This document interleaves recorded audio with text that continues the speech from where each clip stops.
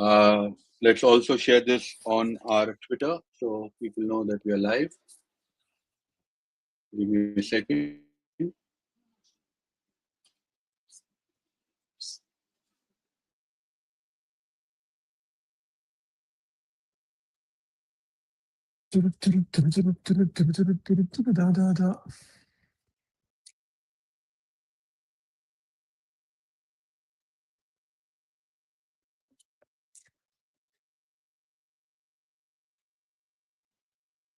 Okay, we are live, and what an amazing way to bring in the 9th-year anniversary of Binance, and at the same time with someone who has been in this space for a while. When I say a while, it's like for a while, because the way we measure the years in crypto is basically, I think perhaps in dog years, because 1 year in human life, perhaps in the crypto, is about 3 or 4 years.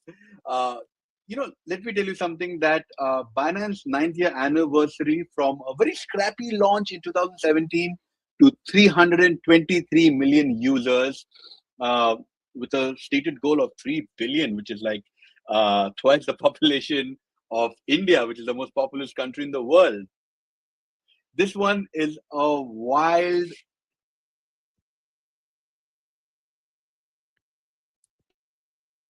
tech boom with us. I love his name, though I know his real name now, but I still love his pseudo name that he used back in the day, and he still uses it. Well, I love the boom. I love the energy that he always brings into. He has been one of the earliest investor in BNB and a firm believer who actually bought, I think, BNB under $1 on pure conviction.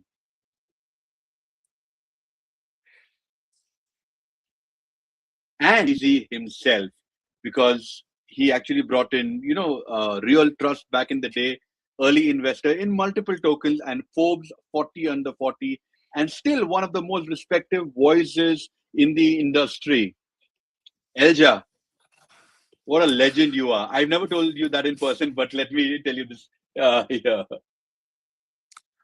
First of all, thank you very much for having me in the show. And Ali is one of the also OGs in the space.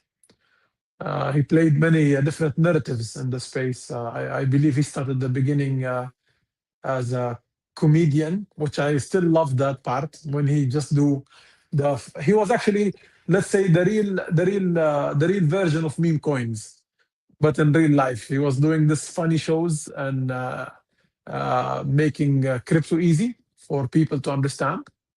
When he had that big mustache, I don't know if you guys remember it or not, but now he's like more former now TV show.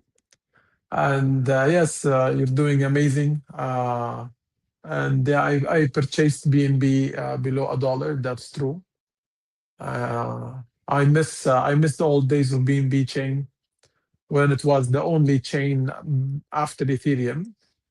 And yeah, now we have so many chains, big community, etc. But life changed. Thank you for having me on. Absolutely.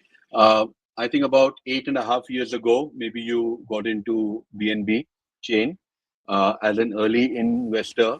I would love to know what made your conviction strong, because there are a lot of tokens that we get into, but maybe if I may call you a BNB maxi, uh, tell me what actually went in to you to bring in and hold BNB, and I'm sure you're still holding BNB till now.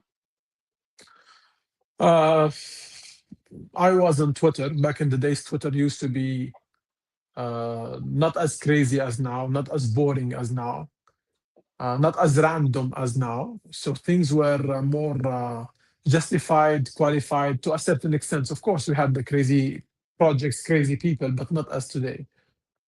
Today it became more as a casino more than anything else. So yeah, what attracted me is number one, CZ. Of course, he has a spoken character back in the days. where his influence was huge in the market. He was like more into utility, etc. Plus his story coming from this industry already. He didn't just come and launch a token or thing. Choosing, of course, EVM on top of that, that was something extremely important. And the mechanism of the chain of BNB chain, where you have, let's say, I forgot the word, uh, signatures, but I forgot the word. So basically, some people are having the capability to force the chain, and yes, it was that type of opportunity. So of course, it was a good thing to jump in, and it was a great journey. I cannot complain. Absolutely. Who can complain? Uh, did you have time now? Please be honest, right? Did you have times that you wanted to liquidate BNB for whatever reason, market FUD, or you wanting to get in some liquidity? Because holding on a token for close to about 9 years is like real deal, man. Um, in the past, no, because number one, who knows me, they call me serious investor because like I'm an extra bit of a diamond hand, which is most of the time is not really good. So I don't advise that part. I advise to not be emotional and be more practical, where you take your profit, or at least you take your initial investment, some profit on top of that, and leave a moon bag. But don't just go wait for with your own capital and everything as a moon bag. Glad on BNB it was a good case, but in majority is not really good. So yeah, and BNB, no, I've never had this feeling. I was holding all the time holding it. But recently, my entire perspective in the space in the last year has totally changed because the space changed. It's became today a casino where it's not really working, or utility projects where there's no retailers are there to buy it. So the only thing today remaining, in my humble opinion, or the new era of this space is becoming tokenized assets where people are just getting dividends. Yes, it's not going to give you the 100x, but it will give you at least way more than the bank can give you without losing your capital. So I think the space is getting matured, and yeah, meme tokens will always stay, but I don't Matured or think boring? Matured or boring? boring. Matured is boring. So it's becoming like you're going to the office, right?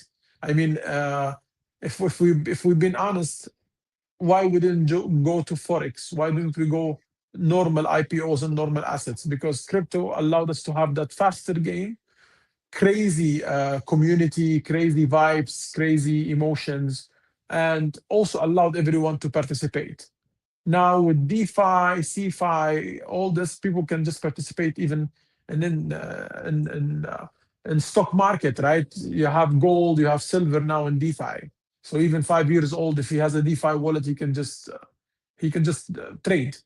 So yeah, I mean that edge or that gap is becoming step by step mm, doesn't exist. So the barrier of entry became easier.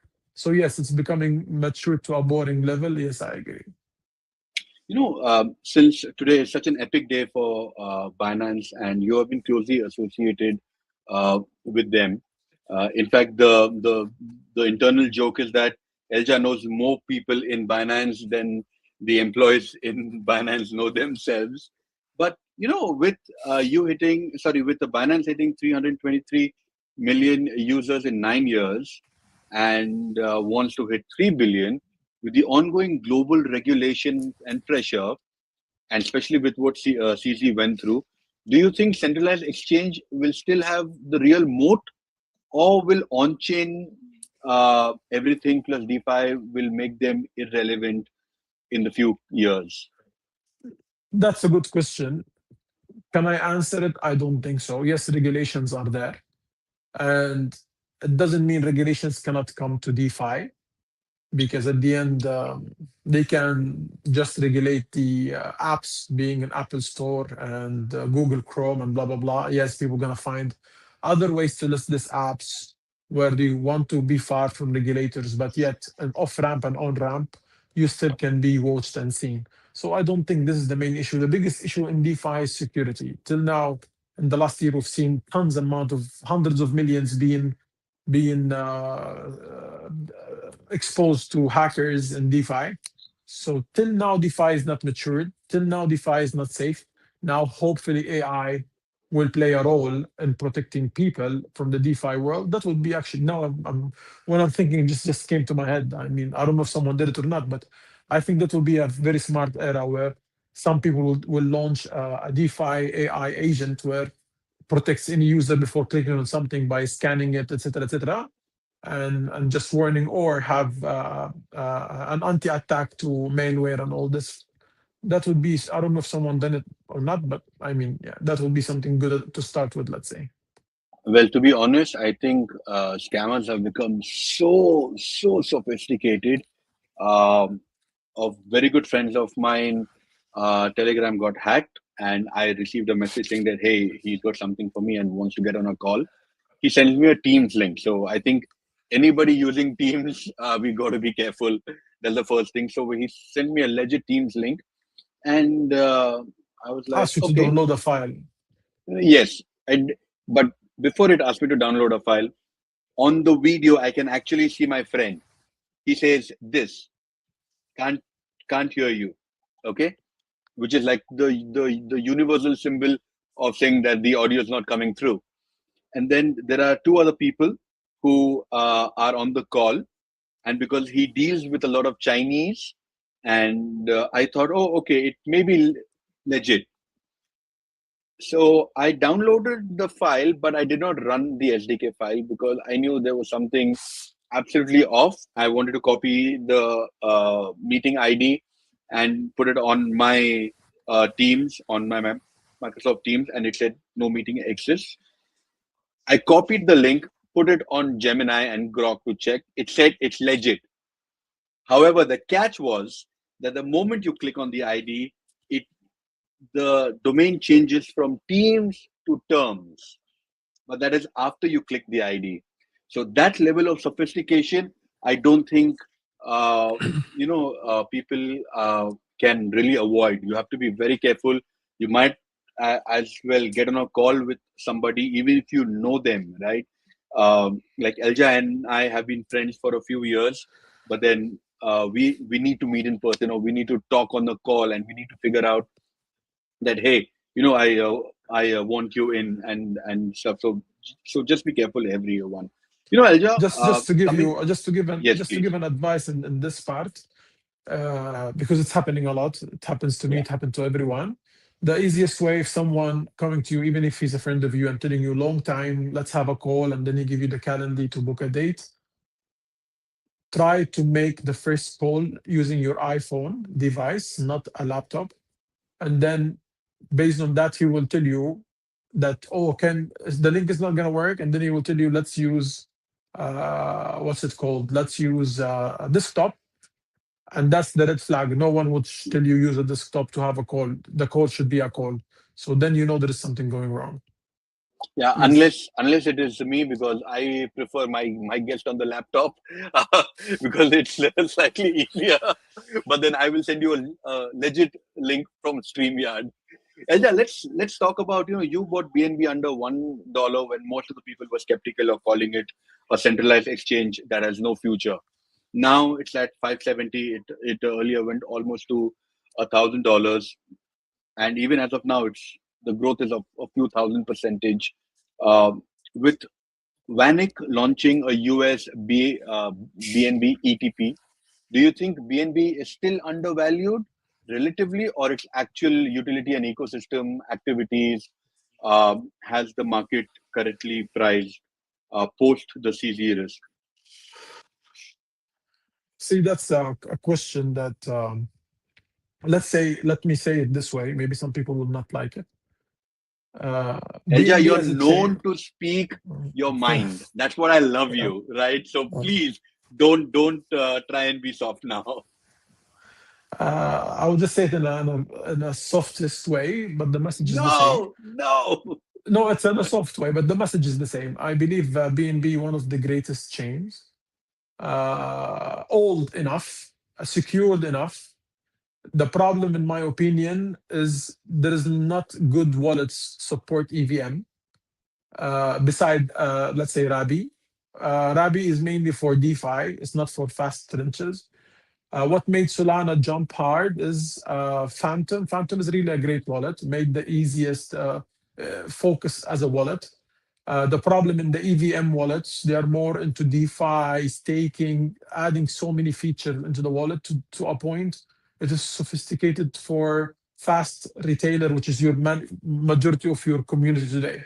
So that's the first problem, in my humble opinion. Second problem, I believe the BNB team, they are okay. But the previous team on BNB, which is used to be BSC and then we became BNB, I believe they were more passionate on the success of the chain because they are actually a part of buying maybe BNB at the beginning. They were there at the beginning. Today, the entire space a bit changed more as an employees more than passionate people.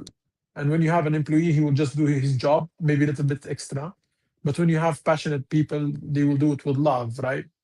Like, let's say, how many people, like, you will never find people who love CZ as the people who were with him at the beginning. Until today, they are here. At least if they disagree with him, but they still respect him and love him from inside. But the new people know they're just one plus one equal two. If I make money with Binance or CZ, they are cool. If someone else is gonna give me money, I'll just sell Binance and CZ, go for the next person, right? So yeah, the space is totally changed. It's becoming more, as we said, boring and matured, and systematic people more than passionate. And systematic does not generate or get you innovation or creation. Systematic just get you day to day job. Very, very well said. Now, you have praised CZ as being very simple, real, no noise, and especially the culture that CZ has built. He is a true global icon, and I don't think the entire crypto community got on together for anybody else that I can think of. But in terms of supporting CZ when he was convicted in the AML case, by the way, the eve that he was convicted, the next day I actually had a podcast with Yatsu, the chairman of Annie Yamoka, and Only we welcome. exactly spoke about that, and we spoke about the biggest news. We spoke about CZ being held for AML and KYC.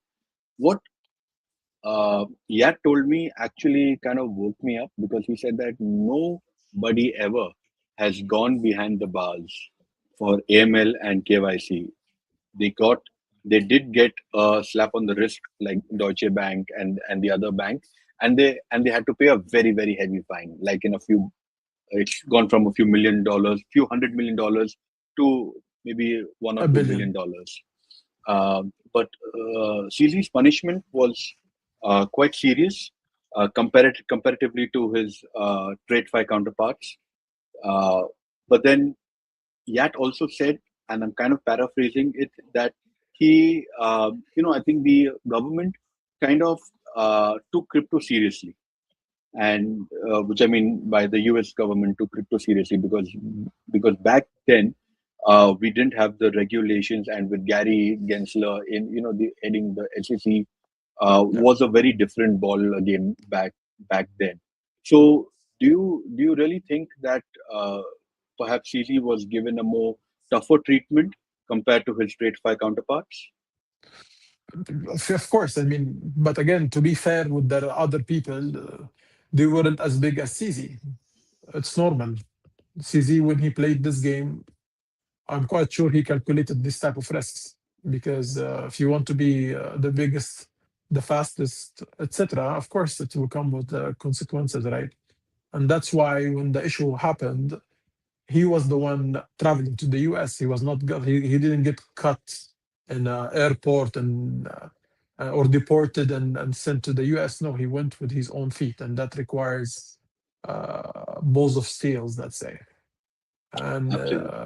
yeah, and it was for his favor because I cannot say again anyone at a big level definitely there are mistakes being happened. Yeah, Definitely. Like yeah. there is no chance. I'm not gonna fucking bullshit and I'll say something not real.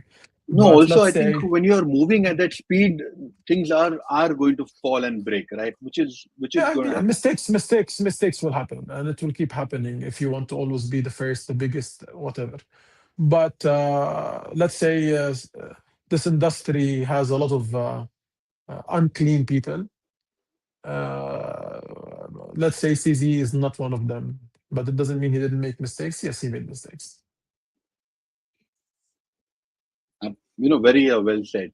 But then, I think the way Binance grew back in the day was through a lot of affiliates, and in the start they did have a level of multi-level marketing, which generally is looked down upon. But then, when I see in India, a majority of the population after a certain age, maybe 35 plus, got to know about crypto through multi-level marketing, and it's still very high in the space of in countries like India, Malaysia, Southeast Asia. That's at least what I know.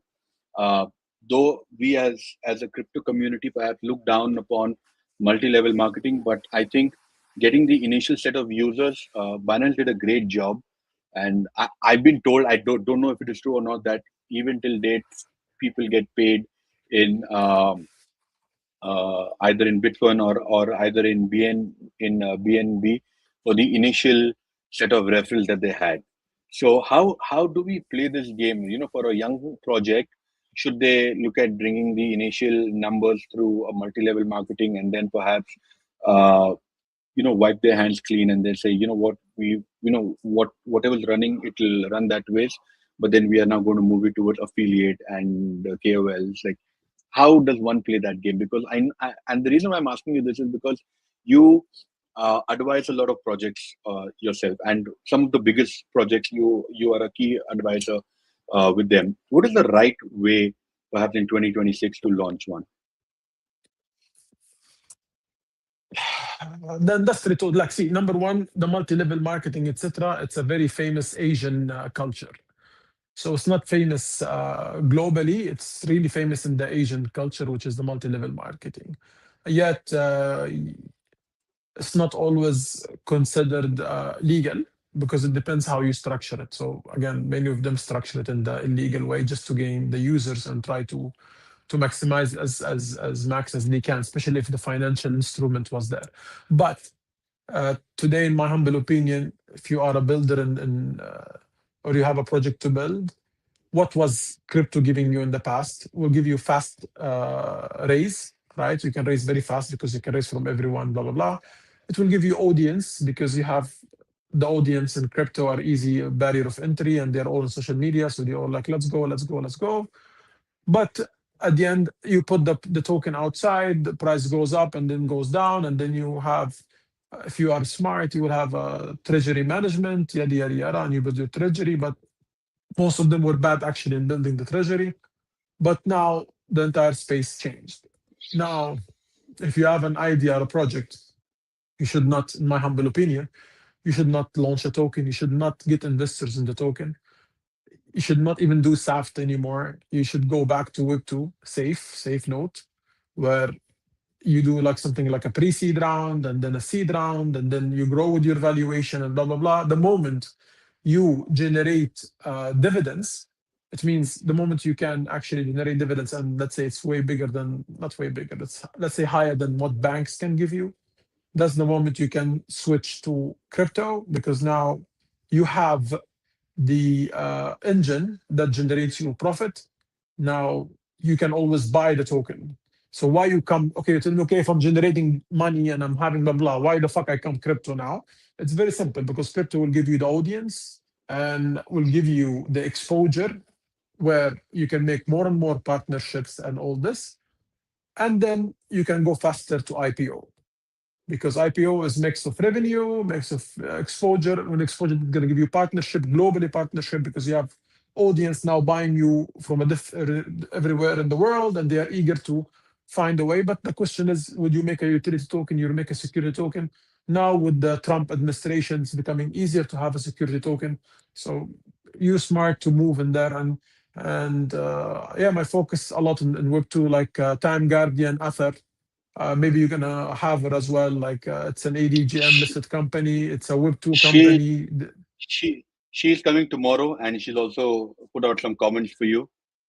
That's amazing. She's like I think 20 years in banking.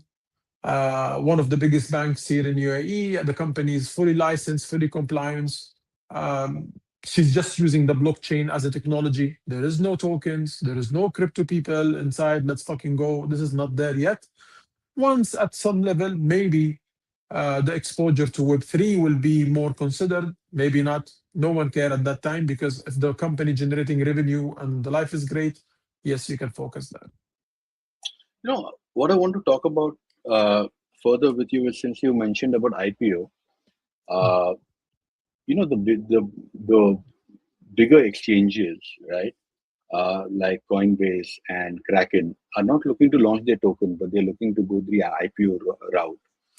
Do you think majority of the projects have misread the narrative, or do you think IPO is the way and tokens not? Because unfortunately, in our industry, once your token goes bust, uh, the first cycle, second cycle, you're somewhere termed as a scammer.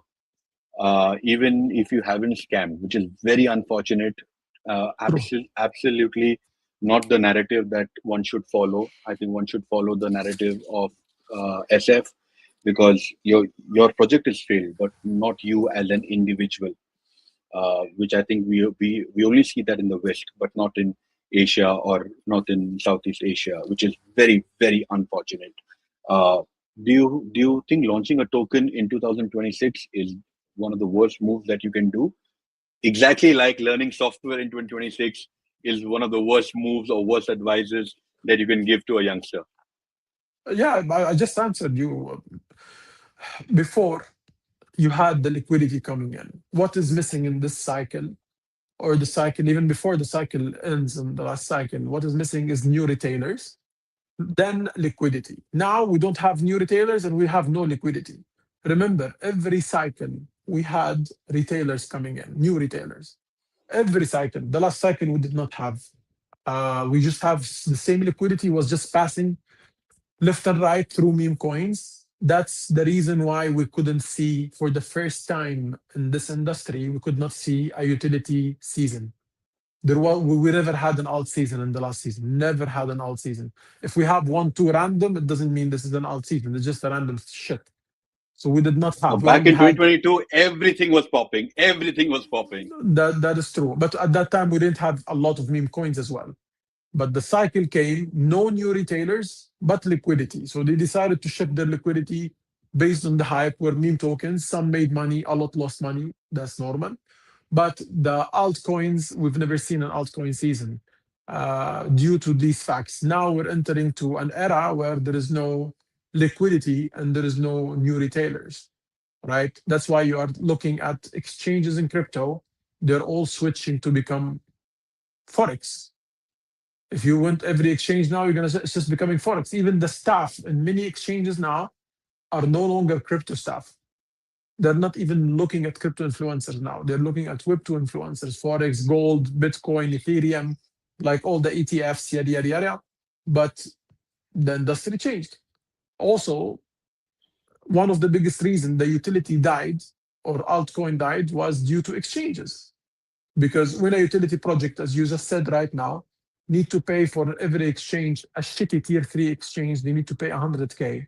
And a medium exchange, they need to pay a 500K, a half a million fucking dollar. And then goes to up to $2-3 million in big exchanges. And that is, for them, is impossible, right? If you're building a Web2 company or you want to have a treasury and this is just go to the exchange, it means how can you build your product? So the And exchanges let's are not let's not forget extremely. the cost of compliance. I mean, if you're gonna go with Mecca, but again, Mecca is Mecca, regulations, regulations. But I'm talking about regulations are Web two. I'm talking about the people who participated in the failure of altcoins are the Web three exchanges. So they are from the same industry, but they applied the brutal rules on them. And of course, the most of them, like, just sad for me to see projects till today. They survived 2 cycles plus, but till now they are not in any tier one exchange. Till now, but they survive. They still pay their employees. They still try to continue the roadmap, and they don't give them a chance. Why? Because you don't have big volume like a meme token. You don't sitting in our, I don't know, uh, let's say, pre-exchange, which some people are calling it alpha, some people are calling start, kick up start, whatsoever. And yes, of course, they're suffering here. Plus, they are not taking also money. Some of them they are taking from your supply, and that's not easy for project that been surviving for 3 years, right? Absolutely. Very recently I got to know that uh, Bitgate and Gate uh, exchanges, I think they all come under the same umbrella. And And I don't know about this information, but many exchanges, even non-KYC exchanges, unfortunate, they are owned by some regulated exchanges because you want to get users, right? So when you are regulated, you're losing most of the users. So what do? They fire one of the team, or sorry, he resign, and then suddenly after 2 weeks, you find them the CEO of non KYC exchange. So yeah, you have to figure out who's behind it. yeah, because when I got to know, and it kind of blew my mind. So are we seeing a monopoly of exchanges, and especially with the Chinese, right? Because I think they got into the game way early, like they are getting into the game of agentic AI. Uh, I know that you are also pretty active in China and Chinese communities. What is this about them, right? Because I'll okay. Let me confess. As an Indian, I think we did not pay attention to how China was growing, because back in the day we only saw China as someone who could actually just produce cheap plastic goods. Because in India we had China Bazaar, where people actually bought stuff for, at the current market value, $1. Like they would get a bucket, or stuff like that for your household. But when I went to China, it blew my mind. I'm like, wow. And the people, the work ethic, it's hats off. But again, what is about China's mindset that that I think the entire world is missing? No, number one, Chinese, they don't sleep. They, like, when I say they don't sleep, literally they don't sleep. Number two, their work ethics is very high. So they are willing to work and find any opportunities. Number three, there is no rich for Chinese. So if you have $100, he's not rich. If you have $1 billion, he's mental, he's not rich. While if you give for other countries, if you give the person $500,000, he's just gonna retire. So that's the biggest key element here. Number two, that they don't care about regulations. It means, of course, not all of them. I mean, they rather just go and then deal with the regulations later. While if you look at European mindset, they always stopping their head for regulations. Now, if you're Right. talking about India, since you're Indian, India, they always wait till the moment they become as an individual very big, and then he gets employed in the US by one of the big companies. Hopefully, recently some narrative changed because all these big tech companies they went to Ahmedabad, sorry Hyderabad, and they built their manufacturers there. So now many good Indians they don't need to leave India to have a good stable income. You look No, surprised I like we don't know, or No, I think so. I'll tell you the thing with India is so. By the way, I always say this, and I'll say this now. Dubai is the best city in India, right? in the world. Because of course in the world that's default. But the reason why I say it in India is because if you know Hindi or Urdu, you don't need any other language to survive in this country. Even the locals speak in Hindi. You actually have your, like, the moment you step out of your house, from your security guard to your taxi driver to your convenience store, everybody speaks Hindi. And the food here is far more better than what we get in India, and the only reason being the raw material here is controlled, and whatever UAE receives is always a higher quality, because when they open a container and if they find uh, rotten tomatoes, here nobody is going to shake hand with the inspector and give him 100 dirhams and say, it is all right. The entire container will be sent back, and the supply has to bear the cost, right? True. So clearly, the stuff that we get here is of a much higher quality. And also, the moment you make a certain amount of money in India because of the regulations, you slowly move to the UAE, and it is the closest to home. To any part of India, you can reach it there in 3.5 hours. I'm from Bangalore. It takes more time for most of us to reach from a house to the airport than to perhaps reach Dubai True. to Bangalore. But the the beauty of the ecosystem that the UAE has created, Dubai has created, is that you can meet people from all over the world, right? And I think that's hats off to the to the family who is running UAE, and we all need to learn from them. Moving away from there, let's talk about the day that you got doxxed by CZ. I think that was your first meeting. How did that go? Tell us about that, because I think CZ told you, you need to dox yourself to build trust. But back in the day, we had a mindset of using anonymous names and anonymous platforms, and all thanks to Satoshi Nakamoto, right? Because he kind of started the trend. Uh, it was simple. I mean, I used to be anonymous because I used to work in, let's say, semi-government area. Plus, crypto was not allowed, or was like really, really gray to was really gray to dark, not gray to light. So I decided to use my gaming account. Uh, the first time I met CZ, it was not the first time I get doxxed. No, it was the first time CZ and Binance team see me in person because they know Al Jaboom. They heard my voice, but they don't know how I look. The second time, he took a picture, told me that's docs, but not because trust. No, I had, alhamdulillah, I had my trust already there. You build the trust based on experience, not based on docs or not, based on let's say what people say about you. So if you're anonymous, but everyone says, or almost everyone says good things, it's good to go. But he was doing it because he wanted to have, that little moment of fun. Like I doxed this guy and he tweeted about it. If you ask me, did I like it at that time? Yes. If the time comes back, I would not dox myself. Why? Because I lost a bit of my freedom. Before I was nobody when I walk in any place, right? Now when I walk, you see the good and you see the bad, and then everyone wants to have a part of your network or your capacity.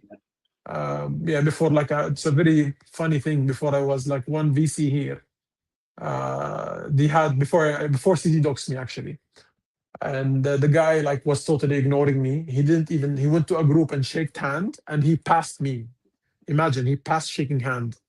But then when I was doxxed with CZ, he saw that because CZ tweeted to himself, and everyone has CZ on the notification, right? So second time, there's someone that's, oh, sorry, you've never told me about who you are. I didn't want to say hi in the beginning because I thought maybe you are private person and you don't, like, what the fuck, dude? What do you mean? You didn't even shake hands with me, bro. You just That passed is me. by far the most gold digging statement one can begin with, saying that I'm sorry, I didn't know who you are. Anyways, so I mean, yes, it was the time, but I mean, being docs, being not docs is the same, but privacy, the part, like, I would rather visit the people when you are nobody. When people know who I, you are, it is hard to visit the people now because they are not showing you the real personality, right? I at times feel embarrassed, but somehow Lord has been kind that most of the guys who I met in this space, like yourself, like Push Pendra, I didn't know y'all existed before that.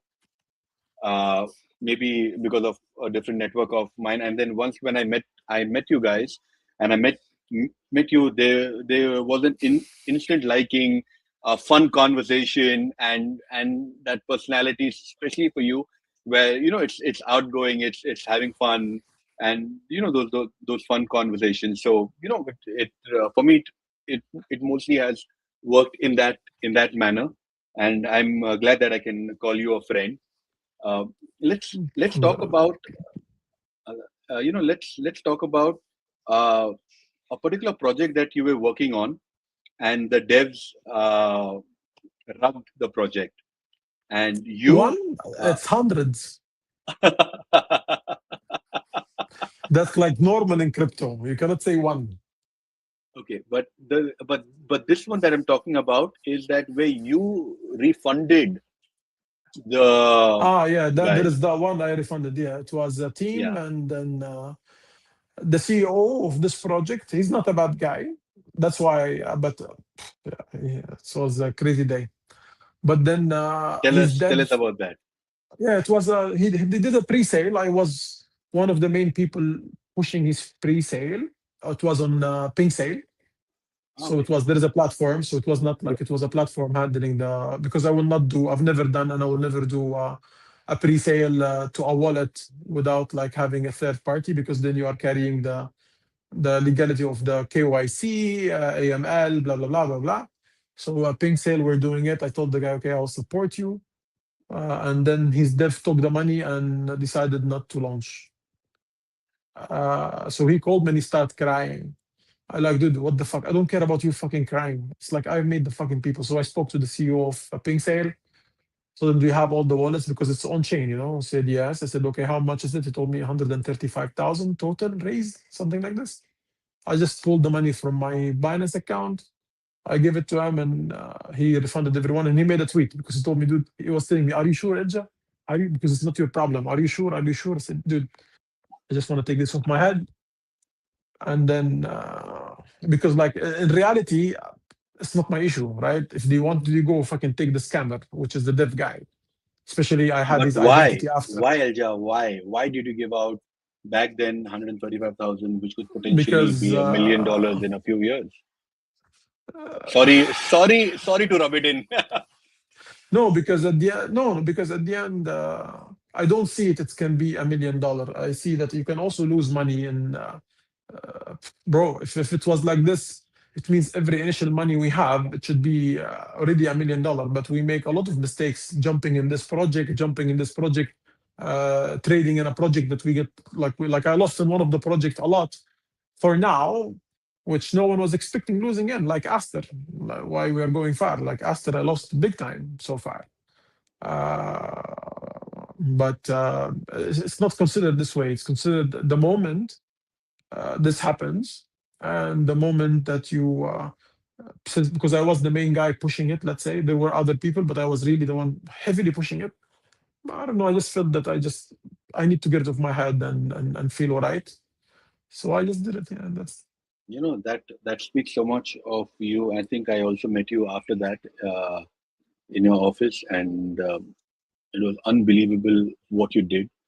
And I think people should not forget this, and they should go down in the history books that you paying back people who you don't even know, because you could have, like how I think Sod, right, the guy from Pink Sale, uh, told yeah. you that, hey bro, it is not your problem, and They told me that clearly, right? several times, man. They told me that several times. They said, just do it. I don't want to keep thinking of it. Just finish it now. It got finished in 30 minutes or something and got announced. And then I think in the same day, he refunded everyone to his wallet. And the CEO, he was just crying.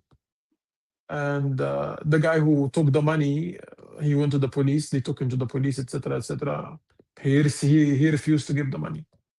I think he would happy to be in jail and wait for this to come after. Yeah. Well, again, I'm going to repeat myself. There are very, very, very few people. In fact, I think you can count them on your fingertips who would actually go ahead and refund the money. And perhaps you can't even count them on your fingertips. Uh, that somebody who was kind of pushing the project, going ahead and refunding the money to people, because I always say this is that we need to protect the people who are actually investing 50 $100, because it really means a lot to them. It could have potentially been the next meal. You may never know. It could have potentially been something that they want to buy for their family, but they go ahead and they buy into the trust of personalities like Elja or CZ. And when they put in that money, they are doing it for one sole reason, which is to turn profit. And when that doesn't happen, it is really painful. And I'm sure we all have been in the dark space in our lives. Elja, let's talking about dark space. Which project has really put you in a dark spot in your life, where perhaps back in the day you lost everything and you were like, no, because I've always seen you as a very happy and as a very, uh, outgoing personality, but I'm sure that you are also carrying a lot of pain inside of you. I mean, see, the word pain is a very big word because I mean, you have to always be grateful, always to be grateful. People who are not grateful, even if they lost $100, if they lost $5 million, and they don't see what God gave them, uh, in the other hand, they are not grateful, and these people will always not be happy whatever you make, right? They will always want more and more and more. At the end, Alhamdulillah, you have an internet sitting in your place. I have an internet. You have a computer. I have a, some people don't even have water, Yeah. right? Even water, they don't have it. People in places in Africa, they don't even know what is internet means. Imagine some people are living in the world like this. I will ask you one thing now: losing 100 million or losing two of your hands, which one you would rather have now? Now, Elja, Elja, what you're saying at the time when it takes you to a dark spot, it's very difficult to remember, right? It is very, very difficult to remember. In hindsight, you can tell these things to yourself and practice gratitude, because you can either have gratitude or you can either have fear, and the only way that one can operate is under gratitude. I've been following this for close to a decade now, and I truly believe in what you're saying. But take us, because what you're saying right now. When somebody has been into the dark space, will absolutely believe in what you're saying, and I truly do. But then for somebody who perhaps hasn't yet been in the dark spot, might think that what you're saying is a random philosophy, which is not. But I want to ask you your personal experience of the dark spot yeah, that well, you it's were very in. simple. We had in BNB chain, I forgot the year, 2020, 2021, 21 of them. We had a flash loan in BNB chain. The flash loan happened when even the entire chain stopped because BNB chain, you can't stop the chain. But when you say stop, it means you have to have some validator on the network. They all have to stop it at the same time or to pass the majority votes for the security reason. So it's not used for bullshit. And it was used at that time for that reason. We had a flash loan on BNB chain around 19 to 24 projects, something like that. They got flash loaned. And I had at that time around more than $90 million. That in 6 hours it became 200K. Not even liquidity for the 200K. And many people got flash loan. Many projects got, even some of them used to be inside Binance, like Burger Swap, I think. Burger Swap. Yeah, I think it was a swap also, like Pink Sale, like Pancake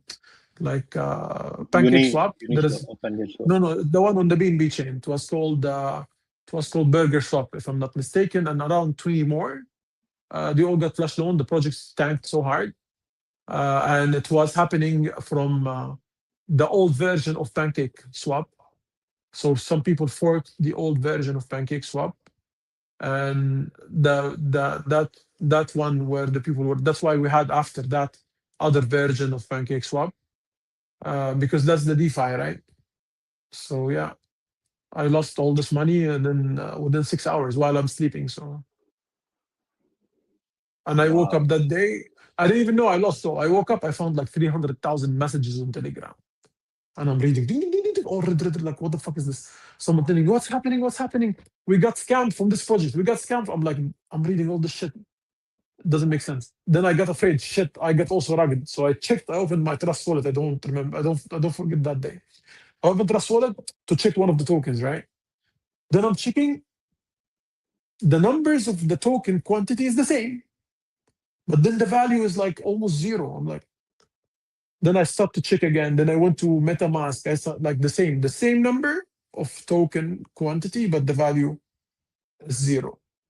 And then I remember that they start opening. Then I found a chat between one of the ex-employee of BNB chain. He told me, Elja, how are you? Blah, blah. There is flash loan happening. I'm like, oh shit. At that time, I heard about flash loan, but at that time, I learned what is flash loan because you learn it heavy, right? Sometimes they say, if the information in front of you, you will not learn. Only when you need to learn, you will learn. So yeah, I understood exactly what flash loan, and then yeah, all these tokens had to survive. They couldn't survive, so of course they died, and the money went kabush. But I at Uh, that day I was very sad, but I was not dark because again I always say life is a journey, and what is most important thing is to always every night before you go to bed try to make something beautiful for someone, even if you smile to someone, even if you give a flower, even if you feed a cat on the street.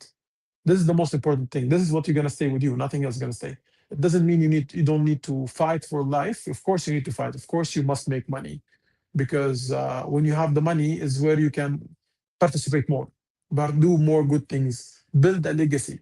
So I want to have a legacy in my life. Till now I'm fighting for my legacy because I didn't have it yet, and I want to have the legacy.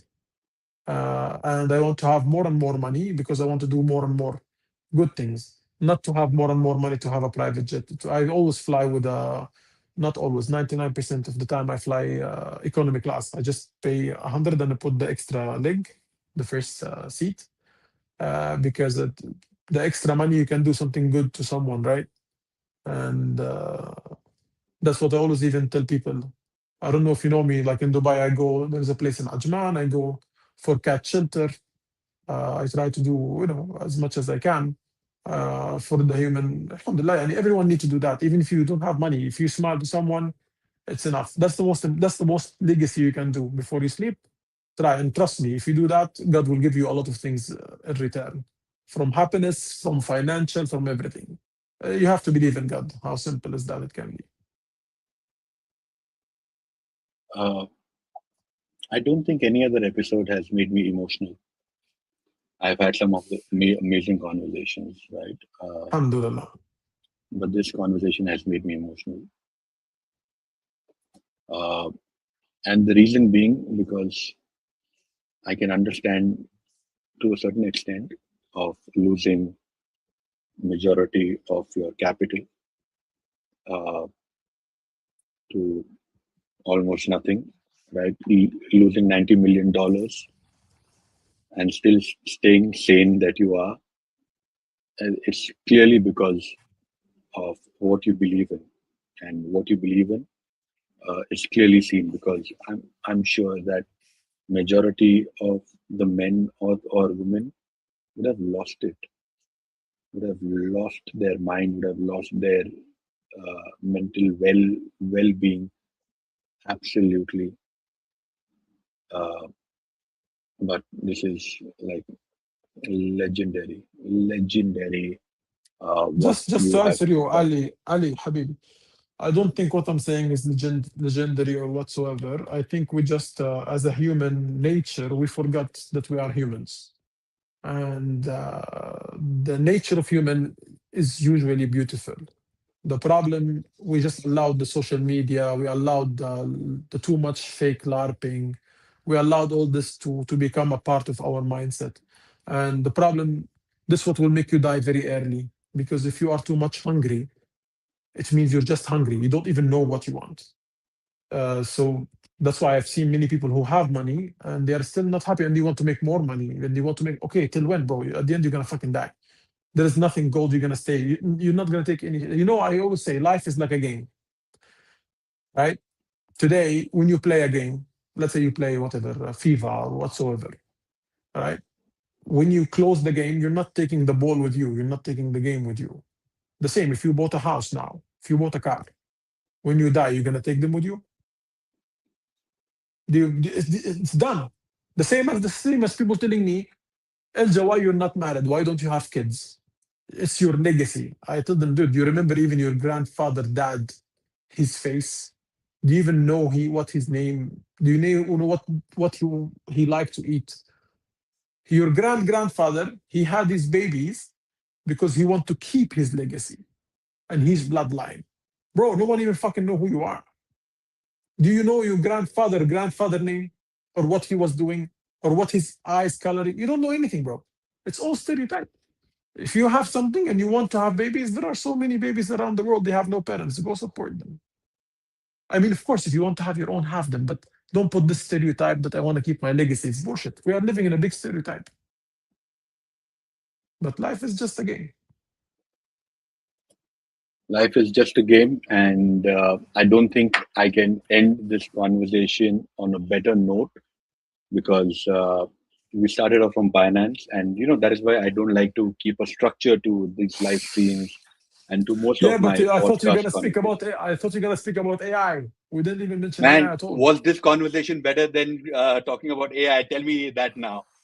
Both. I mean, let's talk very fast about AI to Okay, close it up. let's. AI. What is your current stack on AI? How many tools are you using? Tell us that. I use almost every tool. I'm now with some Japanese friends as well. We are working in something very unique. We are almost done. We're working almost a year on it, and this is the first AI infrastructure for AI agents network. Means we have seen Reddit, blah blah blah blah blah, and we have seen AI speak to AI and or AI hiring a human, right? But have we seen? I don't know. Do you have an agent for you or not, Ali? Yeah, yeah, yeah. Okay, you have an agent. I have an agent, but till now we didn't see a place where our two agents can speak together, negotiate together, execute together, and finish everything. That is the future. Yeah, I mean, we are, alhamdulillah, we are خلاص almost done, but I don't think we will see the result of something like this before 2 years from now, till everyone have his own AI agent, and then this is becoming an issue to them. So let me tell you. Yesterday I had, in fact, somebody gave you your salam Mo from Annie Mocha Mines, the Ah, one who nice, lives in nice, nice. London. So we had him on yesterday, and we were talking about use cases of AI. And the person who introduced me to agentic AI and guided me, like I asked that person the most silliest and the most stupid questions, was Yatsu. Okay, for Annie Mocha Minds, and agents to agents have already started talking, but may not be to the extent that we would like. For example, Mo has an EA called Joanne, which actually, while he was moderating Proof of Talk in Paris, actually emailed to all the speakers and to the EAs and took in the talking points, inputs, and prepared everything. So But imagine if that's there but was that's AI to human. This is already we have it. Now he no. needs to train his AI model to human. But for an example, I'll give you an example. Let's say Tinder. You know Tinder for dating. Your wife don't hear No, this. I'm just no, giving. no. I don't I'm know. just, You are single. I'm not. And also just FYI, Tinder doesn't work in the UAE. I'm just giving an example of Tinder today. Just an easy example, so the listener can understand what do I mean by AI to AI agent. They're executing everything. Today, let's And say we and have. and and Mm, and also thank you for not mentioning Grinder but Tinder. yeah, yeah. But anyways, let's go to the topic. Today, let's say we have this AI agent, the network I'm telling you about. Today, I will just have my AI agent, and he will know what is the preference I like in any girl, right? And the lady will say what is her preference that she like on every man in details, right? Then I don't need to swap. I don't. The AI will swap. Her AI will swap. They will talk to each other to know, like he's talking about me, and then at the end they'll tell me, we found your match finally. She's like you. She like cats. She like to build. She's an entrepreneur, and you don't need to spend all this time anymore. Till today, we don't have this type of models. They cannot execute financially as well. They cannot negotiate. Why do I need to come to you today? You're selling. let's say you're doing your show for let's say $100,000 per episode, just an example. You didn't No, need to no, go and that pitch is everyone. the numbers are true. The real value. Yes, exactly. So today, one like me, I have my AI agent. He will speak to your AI agent, right? I have my boundary limits. You have your boundary limits. They will shoot and they will shoot and they will pay you based on that. And that's just to know, okay, this got booked this day. You paid like this. It already got executed because you can actually, I don't know if you know that or not, with Stripe, you can now create your AI agent credit card or wallet to spend from. So yeah, life is going very fast. Absolutely. And what is something you are very excited about in the space of AI, other than agents talking to each other on Tinder, which I think you have built it for your own personal purpose, which will now Gold, serve a global the purpose. world. No, I What? mean, I just gave an example easy for people, but Yeah. it will No, be of course, of very course. good, and it will be very good in also politics. It will be very good in negotiation pricing.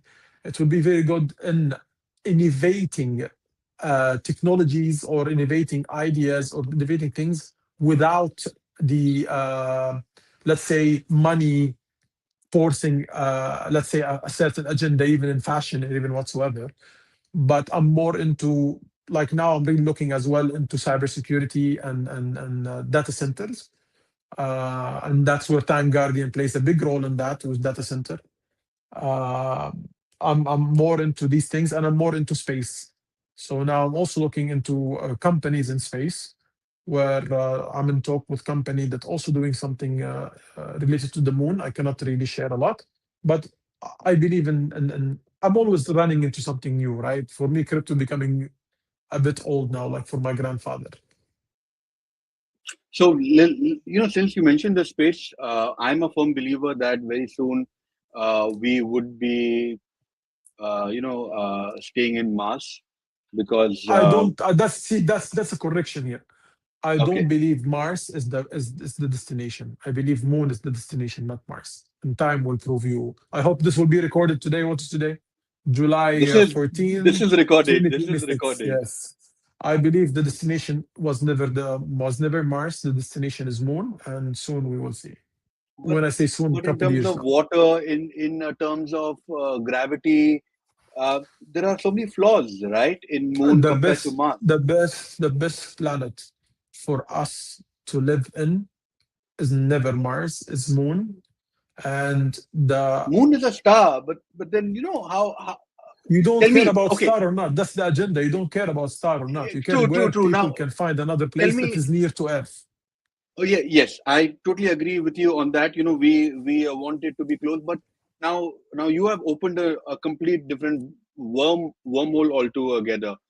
Why Moon?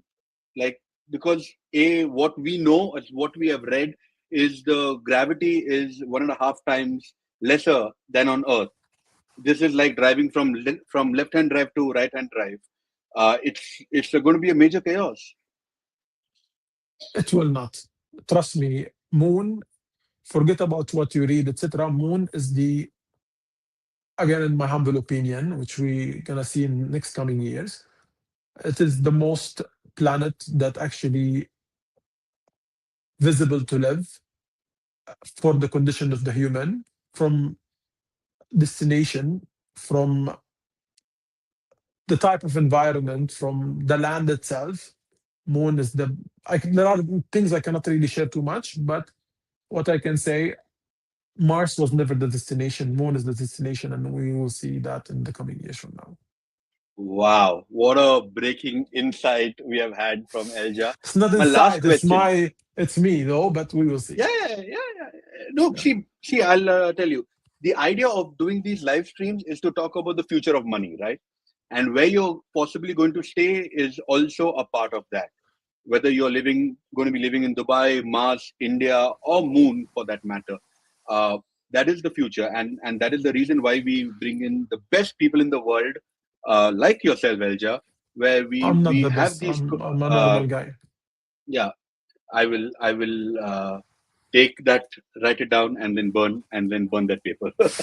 But uh, my last few questions: where in crypto do we have the next multi-bagger?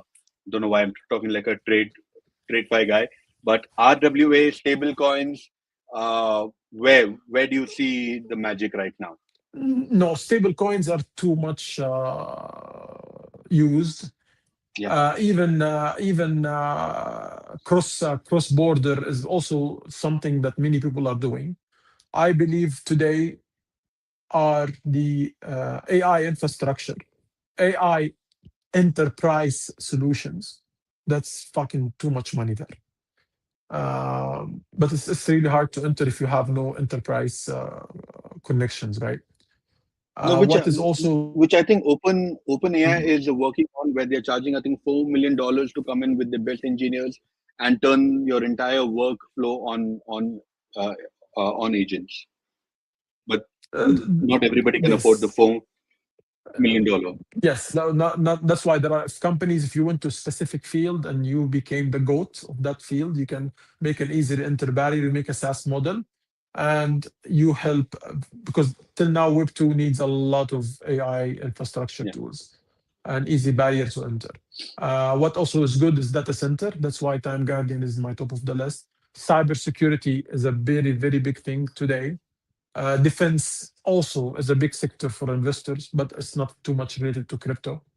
Um, what is more related to crypto is, as I told you, maybe AI infrastructure, not normal AI, AI infrastructure, AI enterprise solutions, data center, because you can use empower the blockchain, cross-border payments, but it's too much diluted because there are so many cards, so many things left and right today, where they are fighting in the same user base, which is the crypto user, which is not really much you can capitalize on.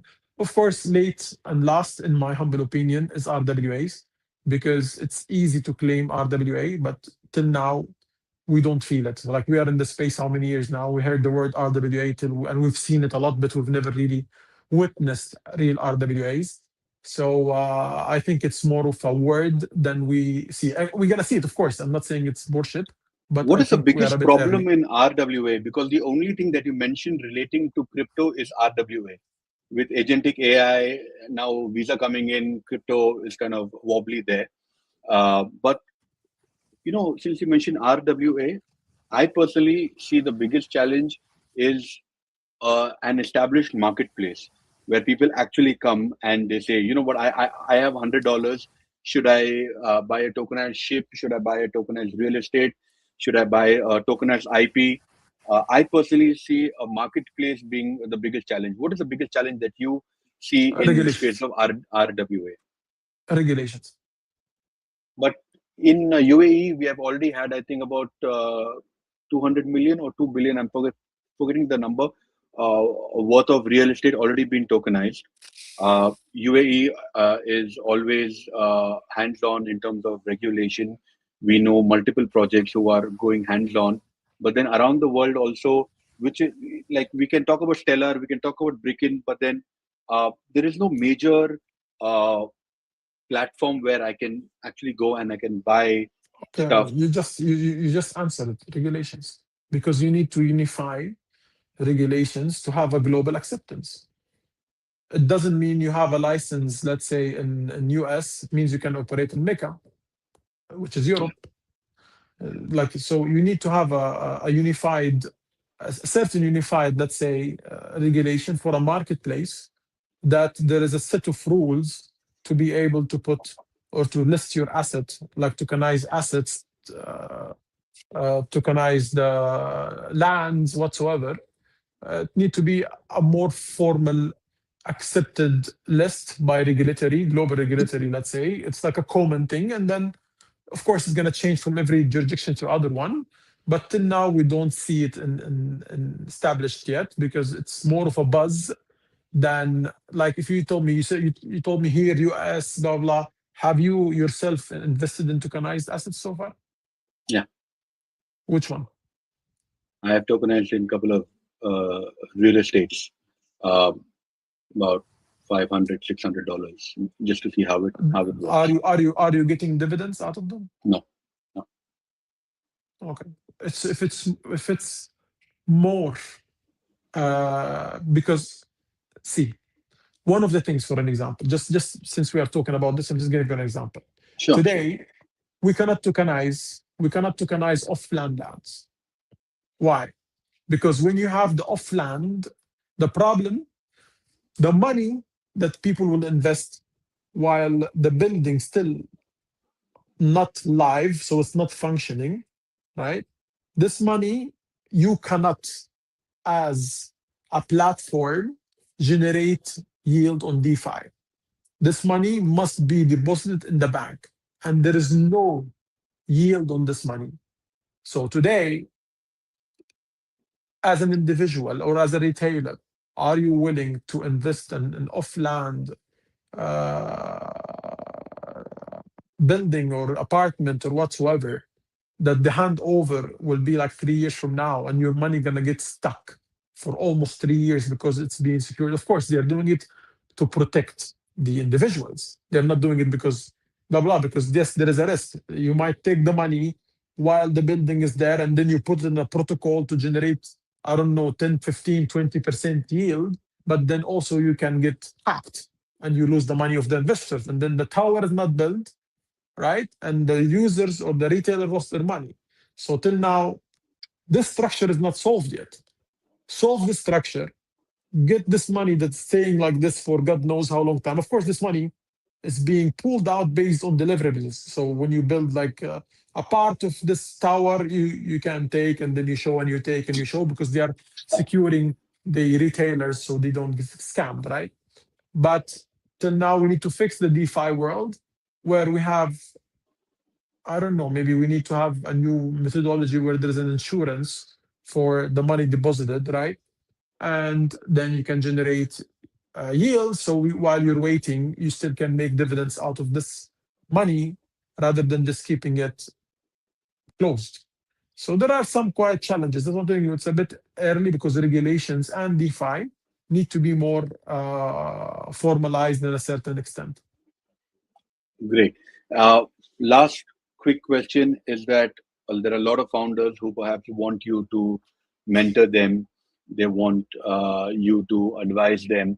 And I'm sure you don't have the time for every buddy, but what is some piece of advice you give to your founders who are trying to explore either in Web3, Web 2.5, or agentic AI? What is something that you always want to tell them in the first meeting?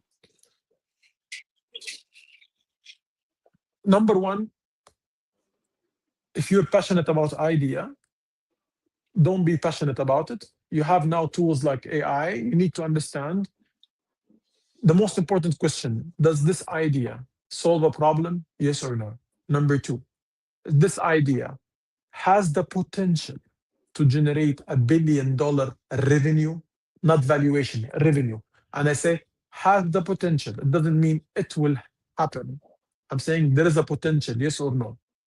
It means if there is a potential, it's great. Means you don't need to reach it. Actually, you want to reach it, but at least the investors will know that they are not entering some. Because if you say, if a VC studied a business and they know the current potential of revenue will be, let's say, 50 million, it means you might not even get a million.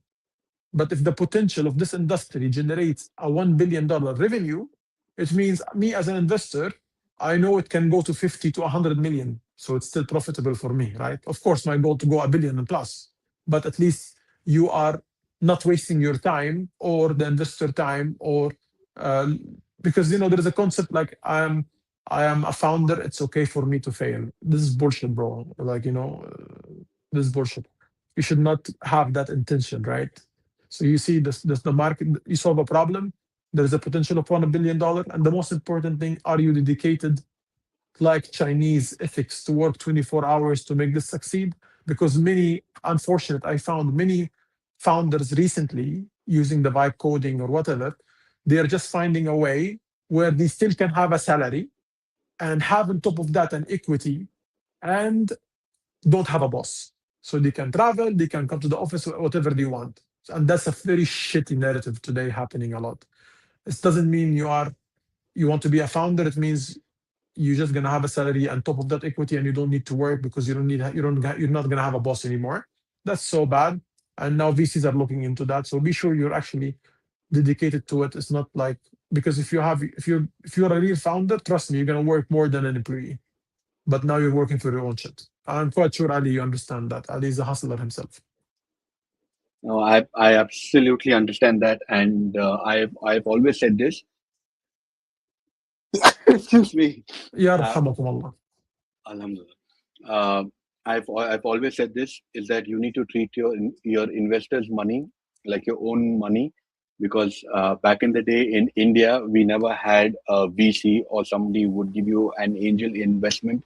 You would actually take your mother's jewelry and pawn it, or your wife's jewelry, and then start a business. And the stress, the hustle is all real there. And I personally come from that mindset, because you need to treat every dollar, every rupee, every dirham, because it has a purpose to it, and you need to make sure that you respect everybody's money that is coming in, because if you don't make money for your investors, you are not going to be able to perhaps leave a legacy. But I think, no, not even leave a legacy, you're not going to do justice, because Elja and I both have seen founders raising money, taking up a flat in DIFC Marina or Jumeirah, and living a great life in the name of networking. Networking is something that you do on ground. You go to events, you meet people, you talk to them, you connect with them, you meet them out for coffee, you ask them questions, and that is how you actually build a network, not by inviting people into your beautiful houses for a party. That's good, but that's not scalable. Like how Elja a while ago said that, when people know you from what you haven't, or what you are right now, is where the real relationship is, right? It is very Very true. easy for me to say, hey, Elja, oh, he's a very good friend of mine. But then only if I would have known Elja from the time when he was actually hustling, perhaps the value of this relationship would have been much deeper. But I true believe that the connection that we have, Trust me, I'm Mr. Hustler. Yeah, I work every day. I work 24 hours, so it didn't that's the change. that's the way to be. So, brother Elja, thank you so much. What a Thank you for lovely having me. hour, 16 minutes that we have spent together on this epic day where Binance is turning a 9. We have had some of the amazing conversations, and you almost made me cry. So I'm going to hold you responsible for this. I've never teared up in a live stream. I have teared up in my real life, and otherwise, but then on a live stream, never, because I'm the guy who always brings in the energy, and glad that we have Yeah, you're Elja. always. That's true. Thank you. Thank you. Please follow Thank Elja you. on Twitter. Elja Boom is his ID, and go ahead and show some love to Binance. They're celebrating their 9 years. And Elja, one more time, a very big thank you for this conversation. I will call you up and uh, tell you a couple of things that I don't want to abuse in the live stream. But thank you. Definitely. Thank you so much, Elja. Thank you. Thank you very much for having me. Have a good day, guys. Thank you. Thank you. Bye bye.